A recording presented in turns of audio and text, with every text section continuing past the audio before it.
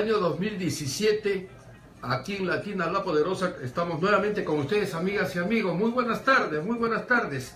Ángel Ruiz Maldonado, productor y conductor de este programa tan interesante como es por la seguridad jurídica, les saluda cordialmente como todas las semanas y por supuesto nuestra directora general y jurídica, la notaria de Lima, la doctora Clara Carnero Ábalos, quien ya está con nosotros para presentarles a un invitado especial el día de hoy. Muy buenas tardes, amigas y amigos. Doctora, buenas tardes. ¿Cómo estás, Ángel? ¿Cómo están, Radio Escucha? Buenas tardes.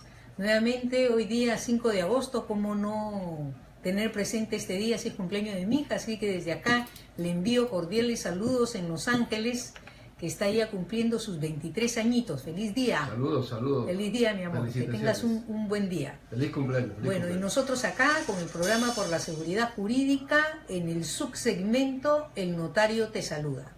Y tenemos a una personalidad por presentarles hoy día, que es mi colega, el doctor Hugo Echevarría Arellano, quien no solamente es que es notario de Lima, sino que él ha sido fiscal superior civil, ha sido el registrador público, vocal del tribunal registral, docente de derecho registral, es decir, reúne una serie de cualidades que engalanan su currículum y que hoy día ha venido a hablarnos sobre el principio de legitimación y los alcances registrales, que es muy importante que sean conocidos por los ciudadanos para evitar cometer errores cuando se inscriben actos jurídicos en los registros públicos. Buenas tardes, colega.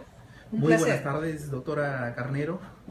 Un gusto de estar en estas ondas de Radio Latina para conversar sobre un tema de mucha importancia en el ámbito jurídico, que es el principio de legitimación y sus alcances registrales.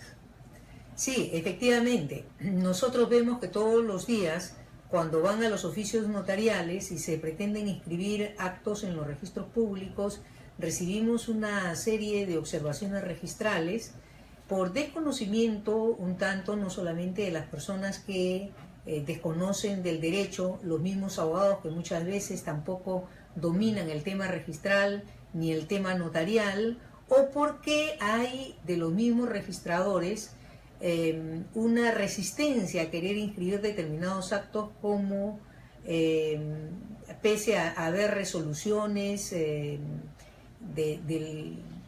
las salas que permiten realizar estas inscripciones. Por eso hoy día la primera pregunta que le quiero hacer a mi colega, al doctor Hugo Echevarría, es ¿cuál es la labor de registros públicos respecto a la seguridad?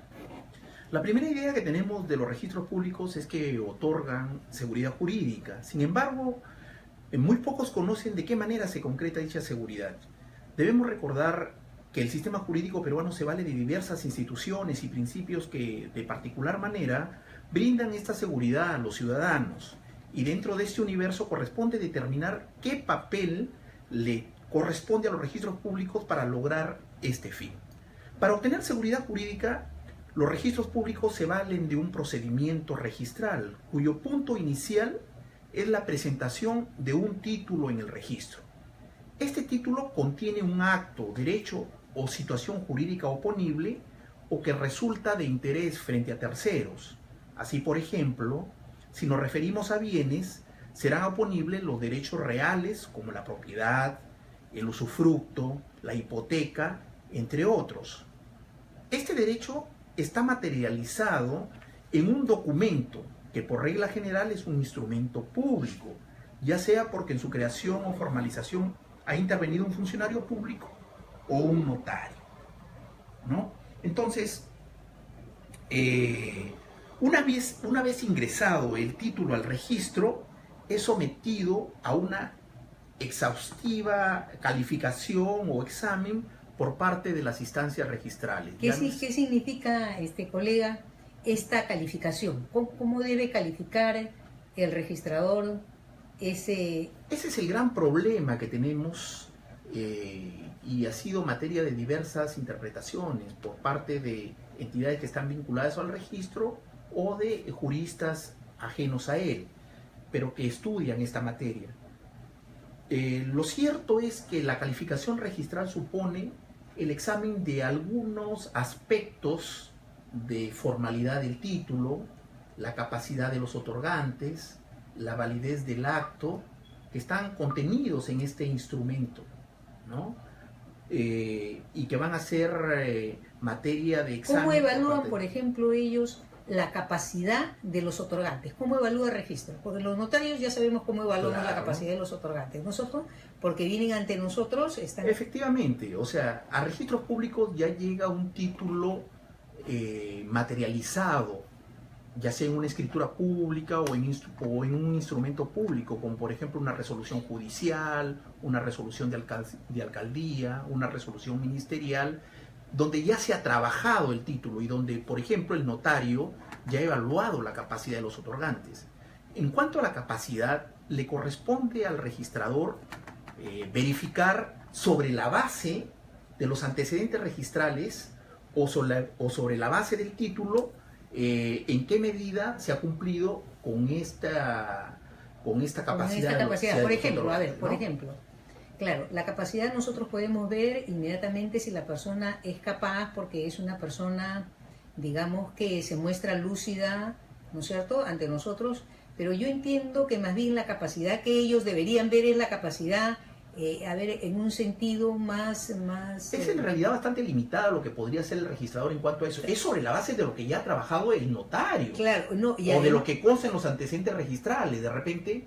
O porque de repente la capacidad en el sentido de que es menor de edad, el que se presentó ante el notario, porque lo puede verificar ante RENIEC, ¿no? Y el notario de repente se le escapó por ahí, o la capacidad en el sentido que no es el representante legal verdadero. Claro, o de repente se trata de una persona interdicta que de manera general se presenta como una persona capaz, pero que de repente tiene interregnos de problemas psicológicos.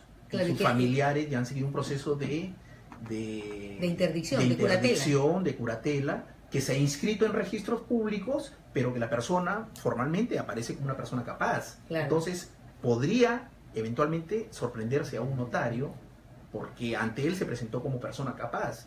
Pero al momento que llega a registros este título, el registrador está en la obligación de verificar con sus antecedentes registrales, lo cual supone también verificar el registro personal para verificar si esta persona aparece con capacidad o no, ¿no? Claro. Anteriormente había en los DNI, constaba, no en los DNI, constaba en RENIEC. RENIEC nos servía mucho anteriormente, ahora le han puesto una prohibición a eso, porque cuando uno ingresaba, porque esto no aparecía en los documentos nacionales de identidad, pero cuando uno ingresaba a RENIEC en línea, aparecía que la persona estaba inhabilitada para firmar.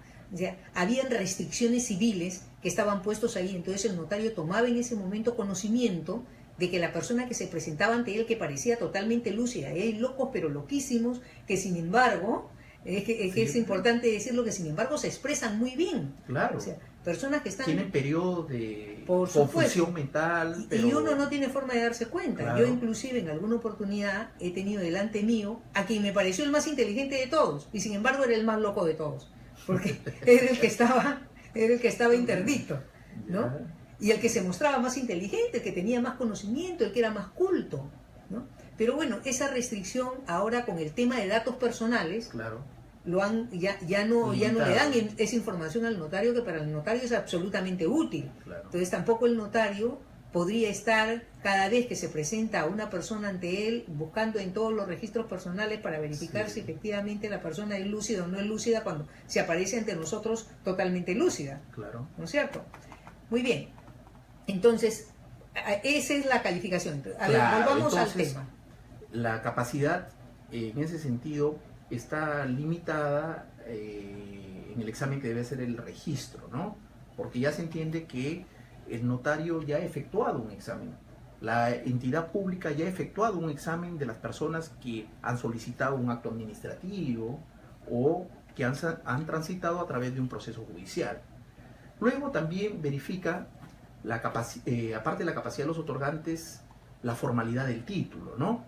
Sabemos que en registros públicos, por regla general, solamente acceden instrumentos públicos, no cualquier documento.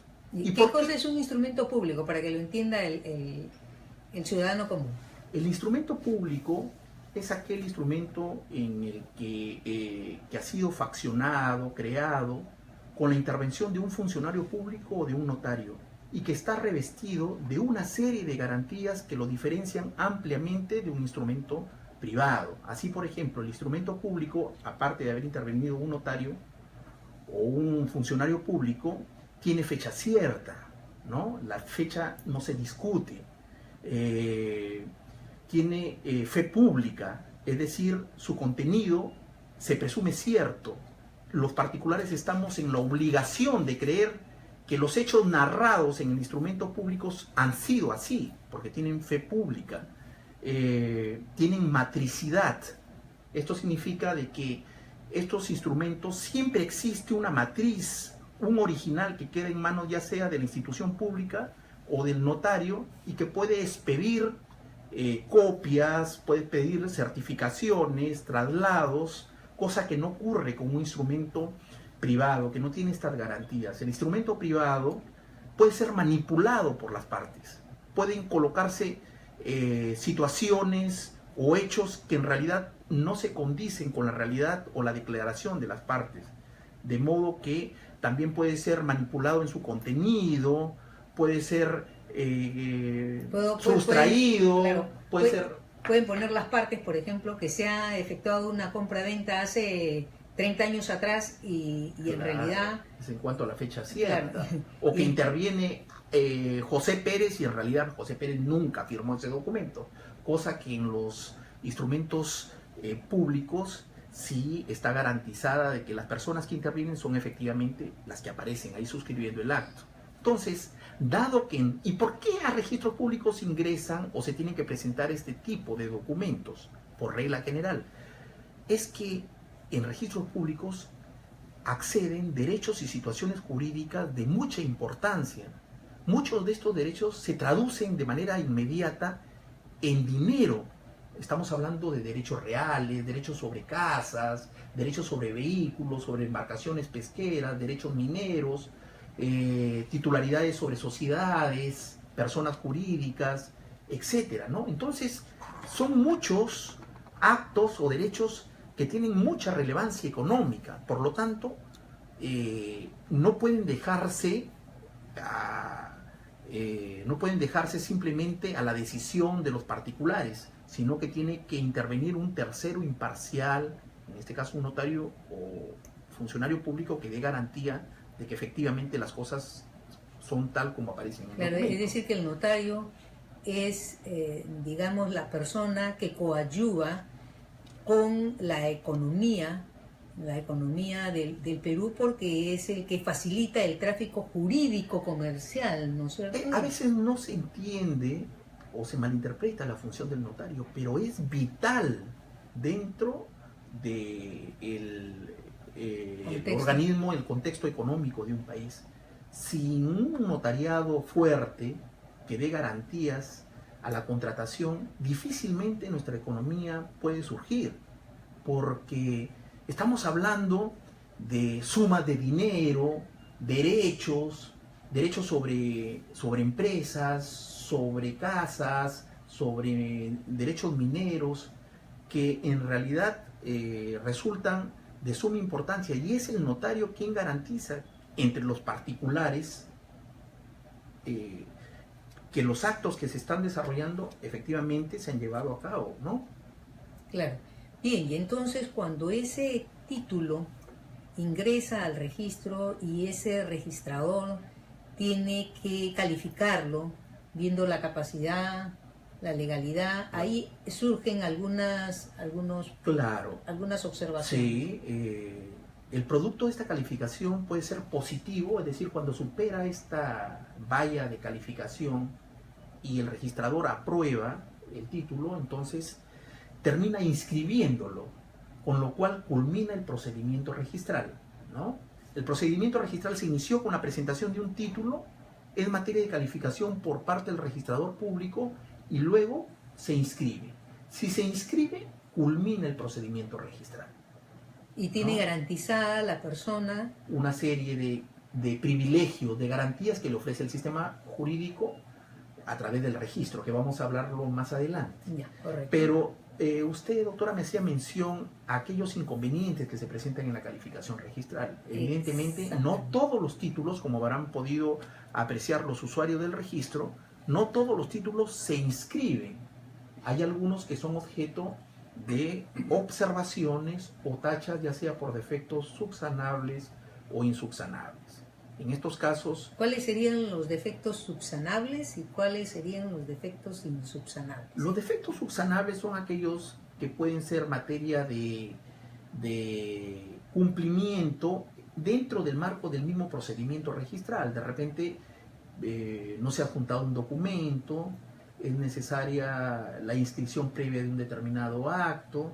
Es necesario, por ejemplo, un Existe- certificado de numeración municipal. Claro, existe, no se ha legalizado, de repente no se ha acompañado un documento previo, ¿no?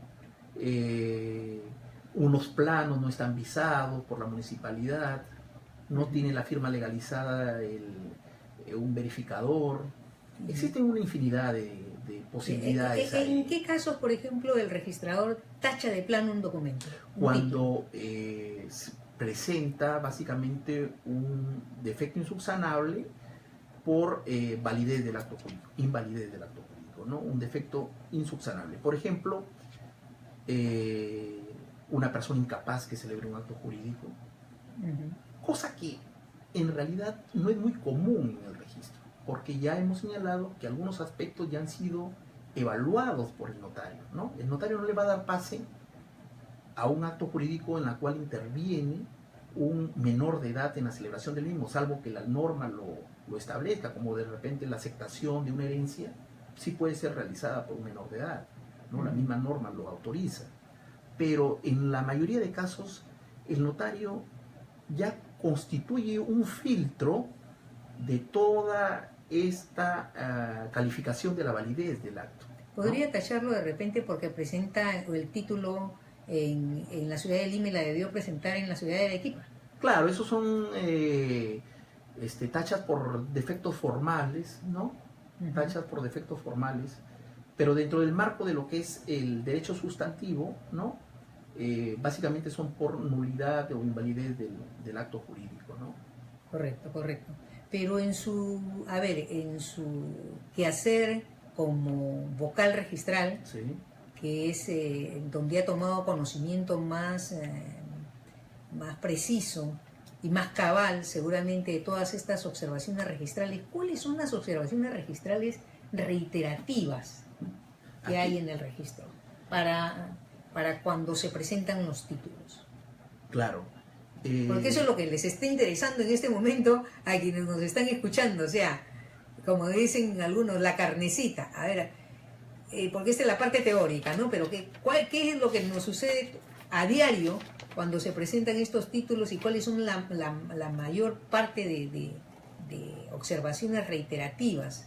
Sí, efectivamente, algunos usuarios resultan desanimados o desairados por la actuación de las instancias registrales que en muchas oportunidades observan los títulos sin mayor fundamento. Y yo creo que esta es una apreciación personal, dentro de la problemática que presenta actualmente el registro, el mayor problema es, sin lugar a dudas, la ingente cantidad de observaciones de las instancias registrales que no tienen fundamento alguno, ¿no? Existen muchas razones por las cuales se observan los títulos. Uno, por la carga excesiva que tienen los registradores, y una forma de liberarse es precisamente observándolo por cualquier motivo. Dos, por el miedo que existe, ¿no?, a asumir un compromiso con la calificación registral, ¿no? Entonces, de repente es una partida que tiene tradicionalmente algunos problemas judiciales o controvertidos, entonces mejor me curo en salud, lo observo por cualquier motivo y que sea mejor el tribunal registral el que en forma definitiva califique el título, ¿no? Entonces, existe este problema y la gente lo percibe a diario, ¿no? Son muchas las observaciones. Nosotros, cuando formábamos parte del Tribunal Registral, habíamos advertido de que existen muchas denegatorias de inscripción que no tienen fundamento alguno y que en su mayoría de casos se producen por estos motivos que hemos expuesto anteriormente. Uno de los supuestos que mayor cantidad de observaciones ha determinado es el referido a la adecuación del título con la partida registral, ¿no? Cuando, por ejemplo, el nombre de la persona que aparece en la escritura pública es José Carlos Rivera Manrique, y en la partida registral aparece el propietario del inmueble, José Rivera Manrique. Entonces, existe una inadecuación, es decir, en el título, en la escritura pública de venta, el vendedor aparece como José Carlos Rivera Manrique, y en la partida registral aparece como José Rivera Manrique. Esto genera, yo creo de manera inmediata, un rechazo, una observación por parte de las instancias registrales, del registrador público, porque no hay una adecuación perfecta, una adecuación entre lo que señala el título con la partida registral. Sin embargo, ya existe un precedente de observancia obligatoria que ha señalado de manera clara que no en todo supuesto que exista una inadecuación, ¿no?, una disconformidad entre lo que aparece en el título y la partida registral, necesariamente va a terminar en una observación. ¿En qué supuestos? Cuando del examen de todos los elementos se pueda determinar que estamos hablando de la misma persona. Una persona es una unidad, ¿no?, psicosomática, que se identifica frente a terceros, ¿no? Tiene un nombre, un DNI, un domicilio, tiene una cónyuge, y a partir de todos esos elementos nosotros podemos determinar que estamos hablando de la misma persona. Si bien es cierto, esta persona fue identificada en registros públicos y aparece como titular de un inmueble José Rivera Manrique, ¿no? Lo cierto es que esa persona tiene un DNI, y si lo verificamos en los antecedentes registrales, es quizás el mismo DNI que aparece en la escritura actual de venta. Entonces, el DNI es único, no pueden haber dos personas que tienen el mismo DNI. De repente, en la oportunidad que se hizo el asiento registral, hubo un error, o el funcionario administrativo que le dio el título de propiedad a esta persona simplemente lo consignó como José, ¿no?, cuando debió ponerle José Carlos. Entonces, pueden haber muchas razones. Lo cierto es que tenemos elementos para concluir que se trata de la misma persona. Además, está interviniendo su esposa, y la esposa es la misma que aparece en la partida registral.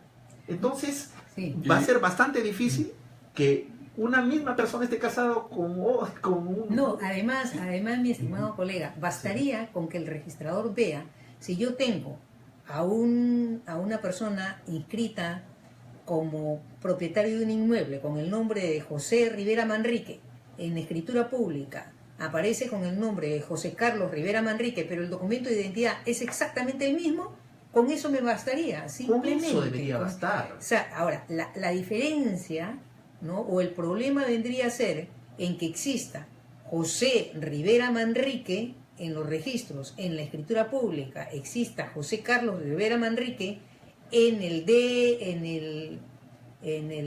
la copia literal exista con un pasaporte, y luego exista con un carnet de extranjería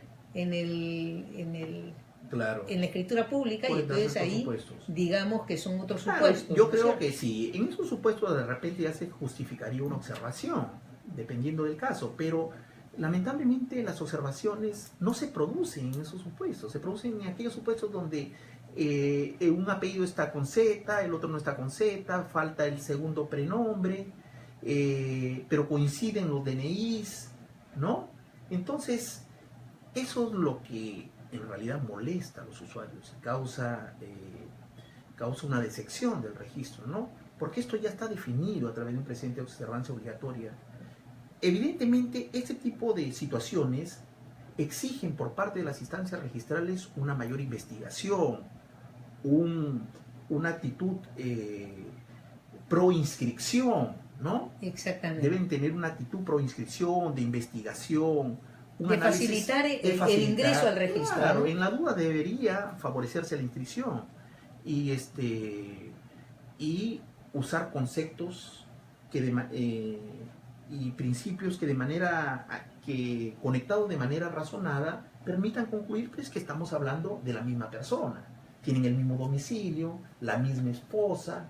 Entonces, esos errores podrían verse superados.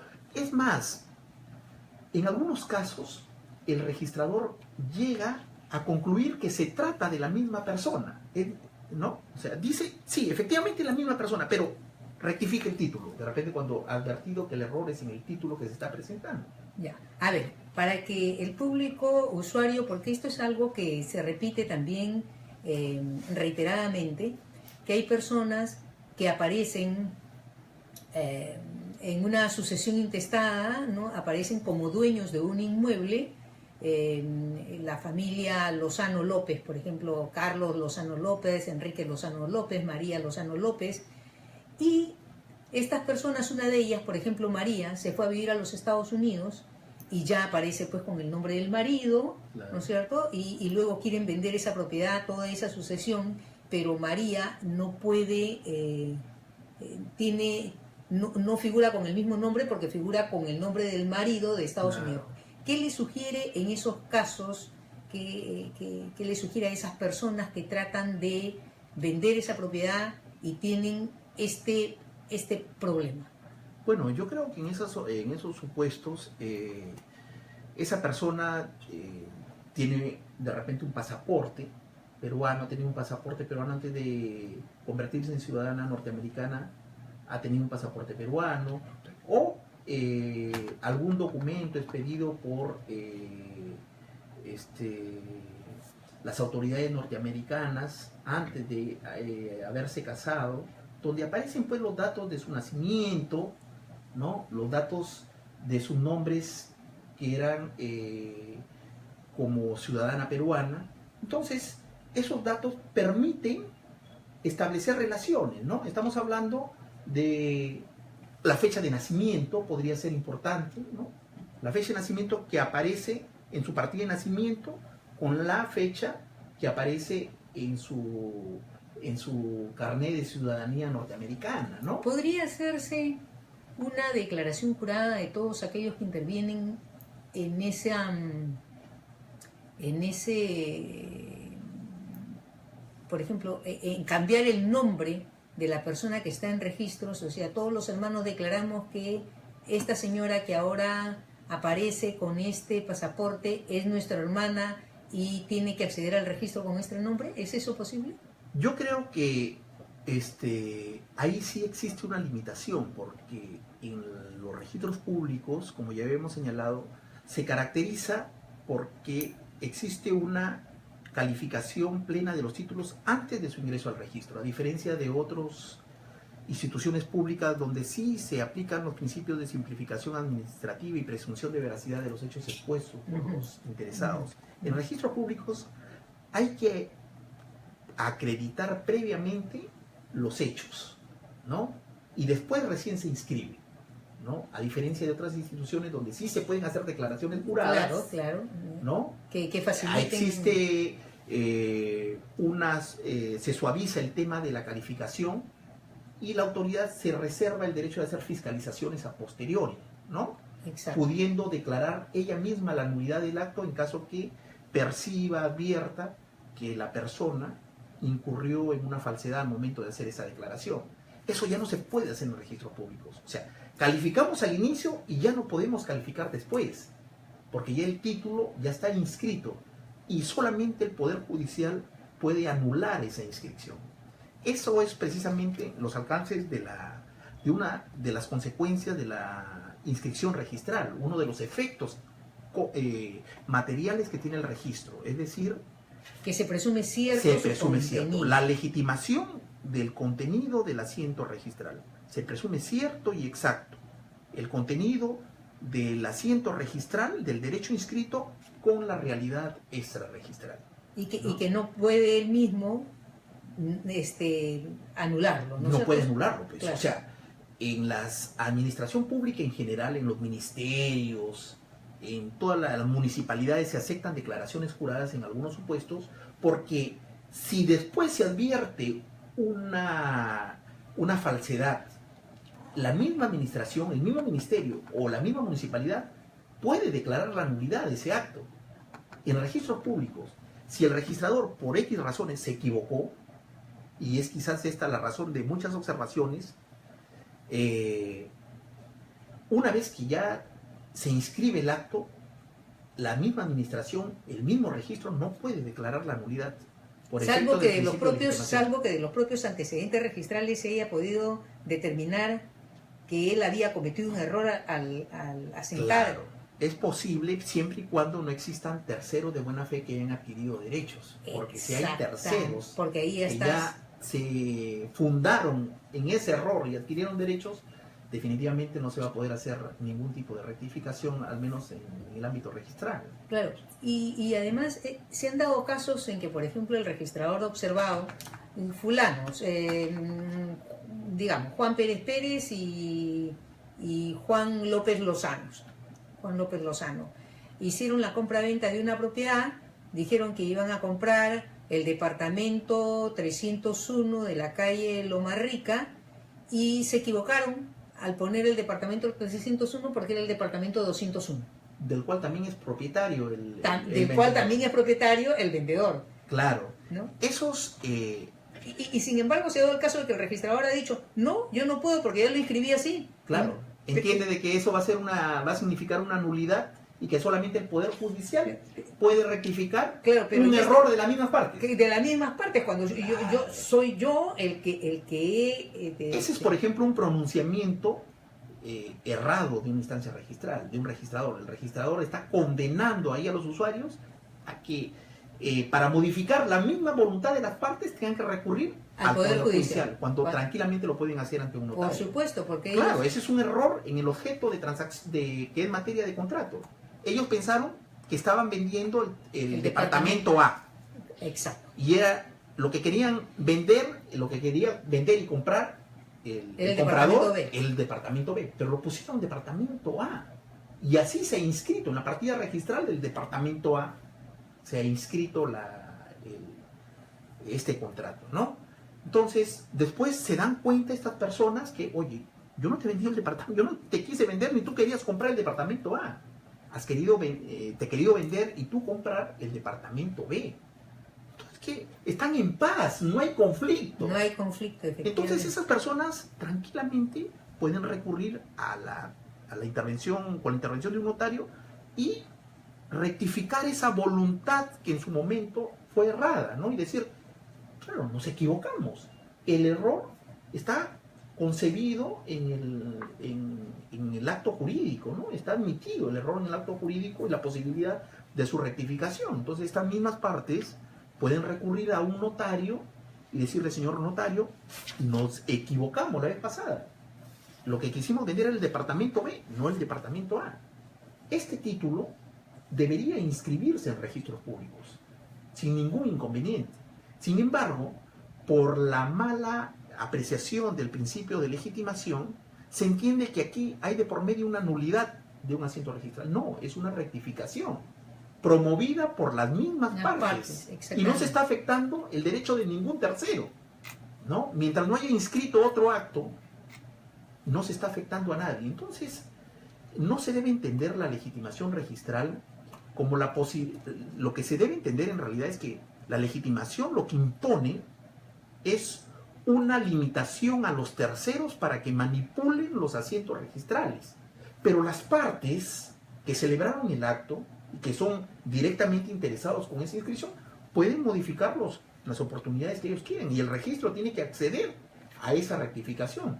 Pues de lo contrario, el registro va a ser generador de inexactitudes registrales. Por supuesto. Porque mientras en el mundo extrarregistral las partes ya han dicho, oye, lo que te quise vender es el departamento B, el registro va a persistir diciendo que no, que es el departamento A. Con lo cual va a generar una inexactitud, una disconformidad. La realidad va a señalar que yo he comprado el departamento B, pero el registro se insiste en que el titular sea del departamento A, ¿no? Exactamente. Bien, volviendo a la legitimación, al principio de legitimación, que está contemplado en el artículo 2013 del Código Civil. ¿Nos puedes explicar, colega, un poco más respecto a este principio de legitimación del que ya estamos conversando? Claro, habíamos señalado de que el procedimiento registral tiene por objeto, se inicia con la presentación de un título y culmina con la inscripción de este título. Sin embargo, la inscripción, que es el resumen del acto o derecho, no tiene un fin en sí mismo, sino que resulta un medio para alcanzar fines mayores, ¿no? Es decir, la seguridad jurídica.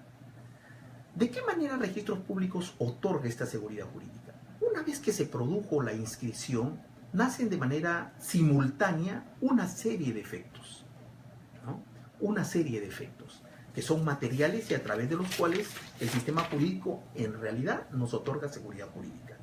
Uno de estos efectos es el principio de legitimación, que está contemplado en el artículo 2013 del Código Civil y establece que el contenido de este asiento registral se presume cierto y exacto, y solo el Poder Judicial lo puede anular.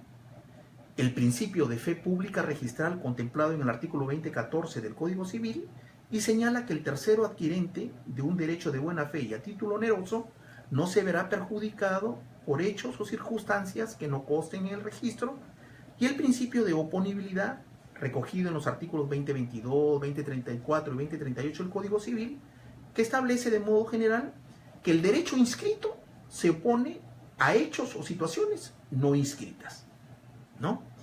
Como podrá apreciarse, el registro no tiene efecto constitutivo en nuestro país. Es decir, el registro no crea el derecho o la situación jurídica inscrita. A diferencia de otros sistemas registrales, en el nuestro, por regla general, los derechos nacen fuera del registro. Así, por ejemplo, el derecho de propiedad sobre un inmueble nace con el contrato o la escritura pública de compraventa y no con la inscripción en el registro. Como ya hemos señalado, la inscripción trae una serie de beneficios, sí, ¿no? Legitimación, fe pública registral, oponibilidad, pero no crea el derecho. En cuanto a la legitimación registral, se ha precisado que una vez inscrito el título, este asiento registral, esta situación jurídica inscrita, por ejemplo, la situación de que yo soy propietario de un inmueble, se presume cierta y exacta.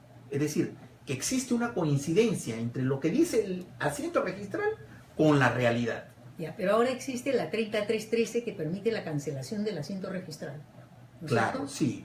Pero esas situaciones son situaciones excepcionales, ¿no? Vamos a... Ahí existe algo que me gustaría tocar. Cuando la 3313 permite la cancelación del asiento registral por suplantación de identidad, que es el único caso, por suplantación de identidad o porque se presentaron documentos falsos ante el registro, entonces él dice la ley bajo responsabilidad del notario, pero claro, el notario entonces dice, pido la cancelación de este asiento registral porque suplantaron la identidad de determinada persona. Evidentemente, con el lector biométrico ya es prácticamente imposible que alguien pueda suplantar la identidad de una persona.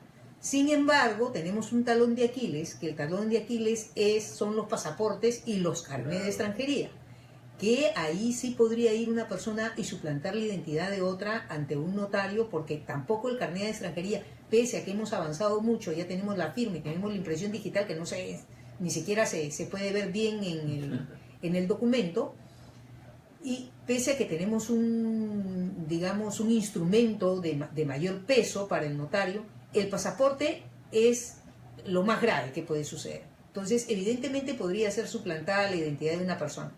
Pero aquí lo que pasa es, muy bien, el notario pide la cancelación del asiento registral por esa suplantación de identidad, se cancela el asiento registral, pero sigue habiendo la escritura pública, cuya anulación se tendría que solicitar, porque la escritura porque el asiento registral no cancela la escritura pública, ¿no? No, definitivamente que no, porque la escritura pública, su nulidad solamente también puede ser declarada por el Poder Judicial. Nada más que por el Poder Judicial. O sea, como yo le decía a los registradores, oye, ustedes han resuelto muy bien su problema, Sí. pero el problema del notario no acaba, porque Sí. el título sigue siendo un título válido hasta que no se produzca su nulidad. Claro, la finalidad parece de la norma ha sido poner un candado al tema registral para evitar que se sigan efectuando innumerables transferencias y sorprendiendo a más gente, ¿no? Claro. Pero a nivel notarial el tema queda... El tema no acaba ahí. Queda no resuelto, ¿no? Queda no resuelto, efectivamente, queda no resuelto. ¿Tú querías hacer una pregunta, Bueno, François? François, nuestro panelista, François Rojas Enostroza, ¿quiere hacer alguna acotación? Buenas tardes, doctora. Buenas tardes, licenciado. Buenas tardes, doctor Hugo. Muy buenas tardes. Tendría, ya que estaba la doctora Clara conversando sobre el tema de una asociación intestada, había el caso de cuando hay un error por parte del registrador que se ponía, por ejemplo, María del Carmen, cuando en realidad es María del Carmen.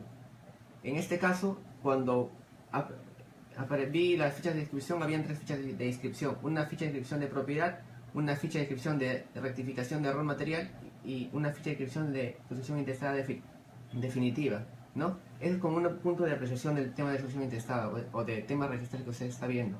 Otro tema de que quisiera hacer la pregunta es: ¿en qué casos uno puede ir a la observación o calificación por parte de registros públicos cuando es expedido mediante copia certificada o por acto que es elevado por escritura pública? Ya, muy bien.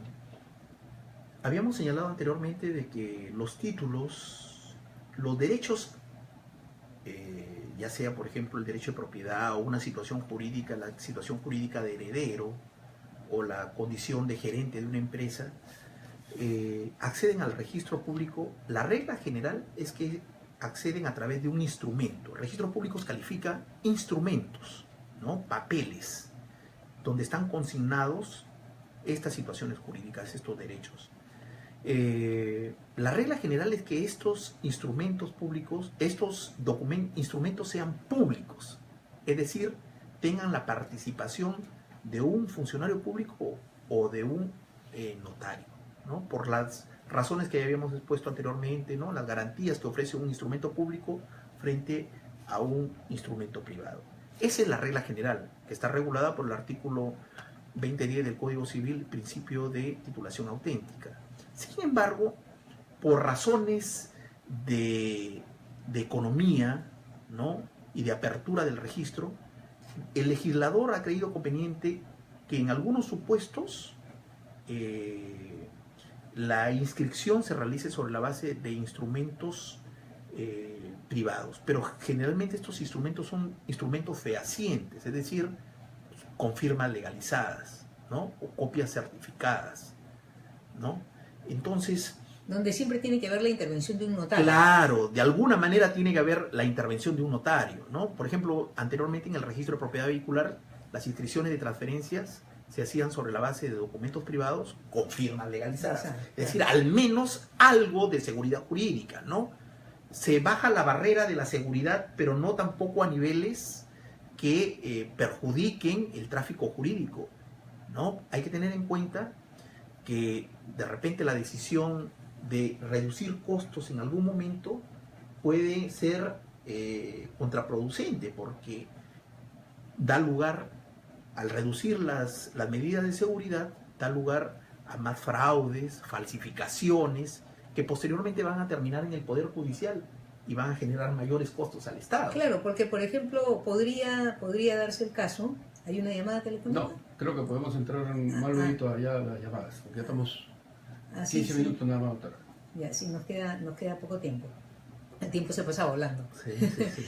¿En qué estábamos? Sí, bueno, está con nosotros el doctor notario de Lima, Hugo Echeverría Arellano, exponiendo este interesantísimo tema el principio de legitimación y sus alcances registrales. Amigas y amigos, en unos minutos pueden formularle sus preguntas al 441-4512 o al 422-8810. 441-4512 o al 422-8810. Aquí está el señor notario dispuesto a contestarle su pregunta sobre este derecho de las propiedades registrales, porque no siempre se ha dicho, ¿no, doctor, de que si uno no tiene registrada su propiedad, prácticamente es como si no fuera dueño?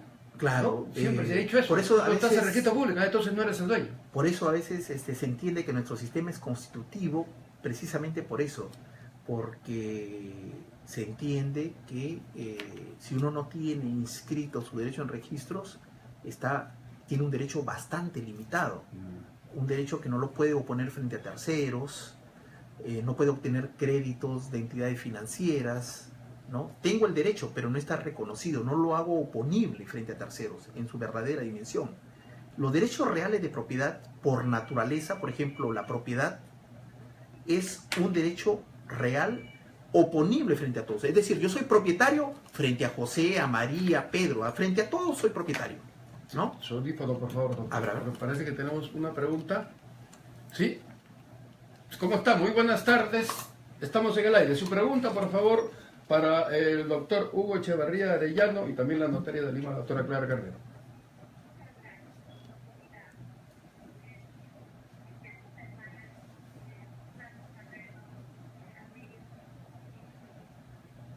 Ya.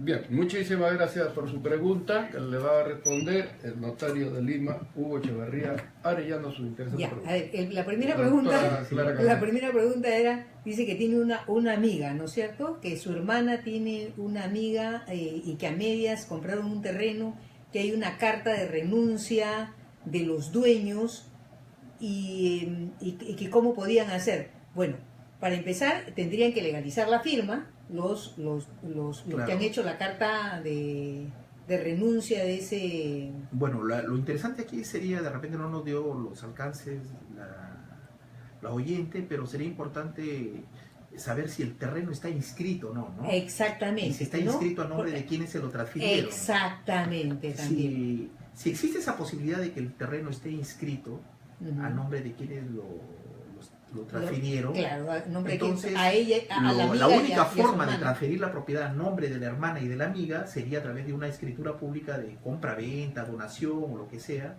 pero escritura pública, lo cual yo les recomendaría que en todo caso se pongan de acuerdo. Parece que cuando habla de una carta de renuncia parece que es una asociación, ¿no? Ya. Lo que yo entiendo es que se trata de una asociación donde se adjudican los lotes, porque después se ha hablado de la división de un lote, Claro.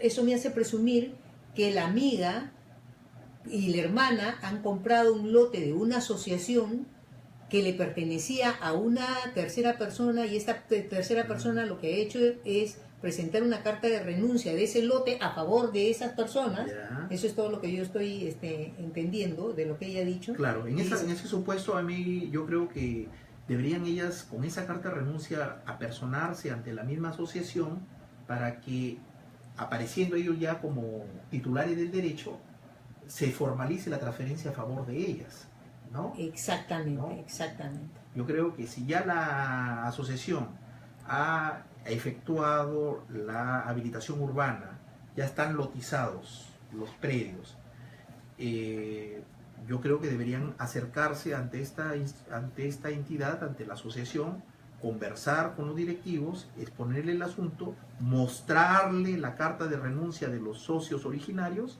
y señalarle de que ellos han adquirido ese derecho y que toda formalización que se haga a nombre de ellos. Claro, Ahora, el tema de la subdivisión creo que había un... Sí, lo que pasa es que normalmente ellos les exigen que esa carta de renuncia venga con la firma del notario. Entonces, lo que yo entiendo es que probablemente dirán, ¿cómo hago ahora con la carta de renuncia? De repente es que no pueden conseguir a la persona para que vaya a legalizar su firma, no sé, porque si habla de que hay un problema ahí, supongo que por ahí... Claro, podría ser de que de repente no se encuentren las personas, ¿no? Claro. Pero tendría que hacerse un esfuerzo para tratar de ubicarlas y llevarlas ante un notario para que formalicen esa renuncia, ¿no? Exactamente. Formalicen esa renuncia. Y después ella habla de que sus padres han fallecido, que le habían dejado una herencia que ella no sabía, pero que ella en vida ha renunciado a esa herencia. Bueno, puede seguir renunciando a la herencia ahora, claro, a posteriori. Ahora, no sé si esa renuncia la formalizaría. Seguro que no. Lo más probable es que no, ¿no? Lo más probable es que no Entonces, lo hayan hecho así. Porque si lo hubiese hecho así, ya no claro, insistiría en la pregunta. Entonces, me parece que ahí en ese caso lo podría hacer ahora, ¿no?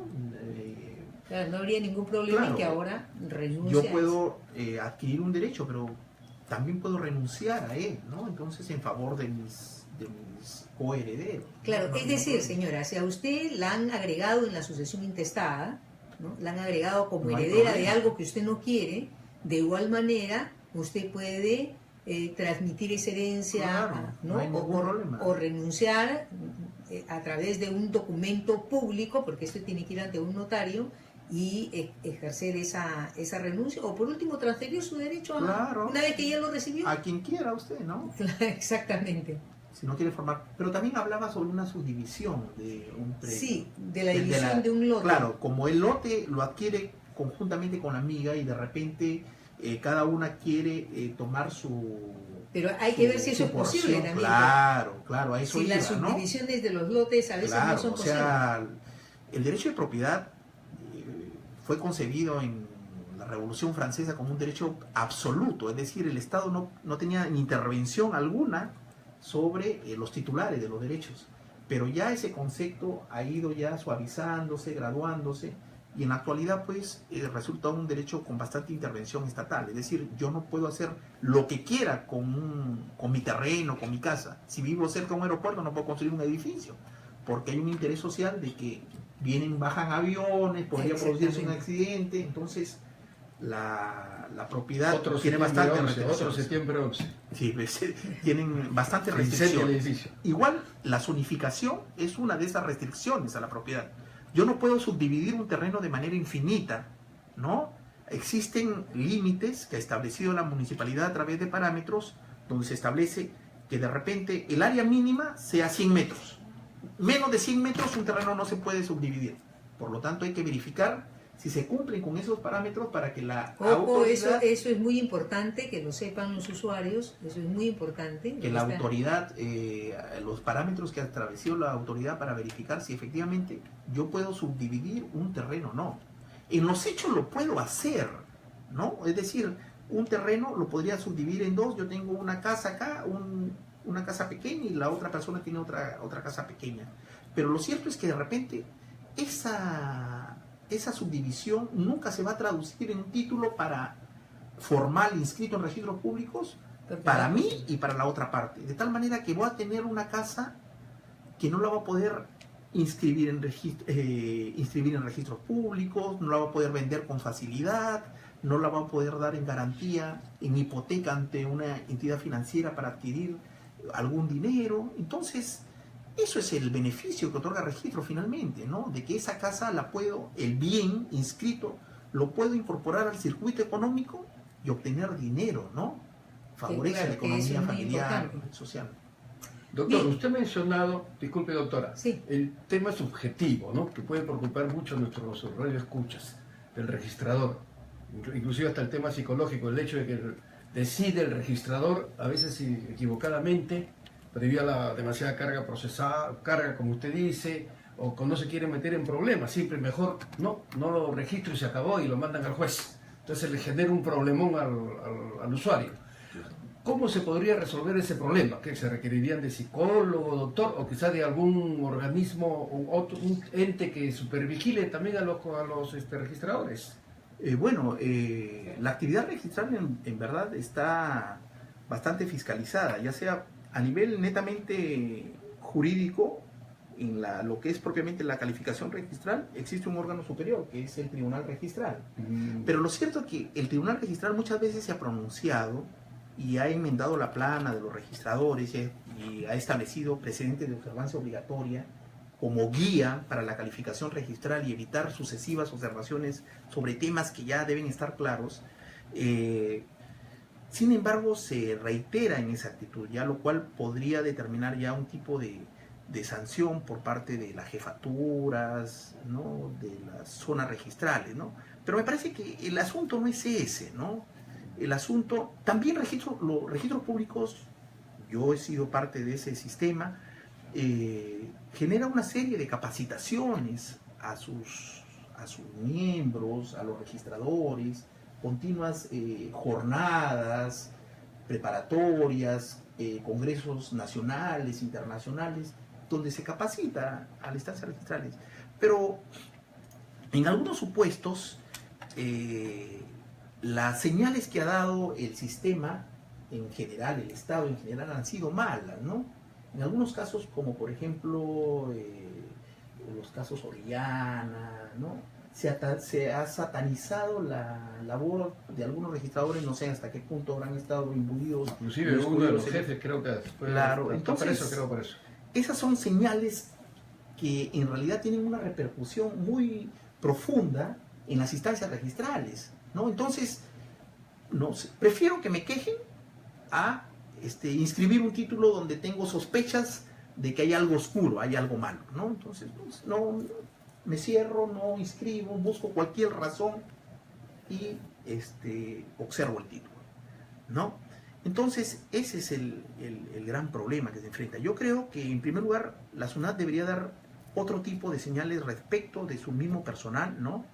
No abandonarlos de repente en los procesos que se abran, ¿no? También una pregunta para disculpe, doctor, una preguntita que estamos terminando. ¿Cómo está? Buenas tardes, lo más rápido, por favor, que estamos terminando el programa. Concreto, por favor, tenemos un minuto nomás.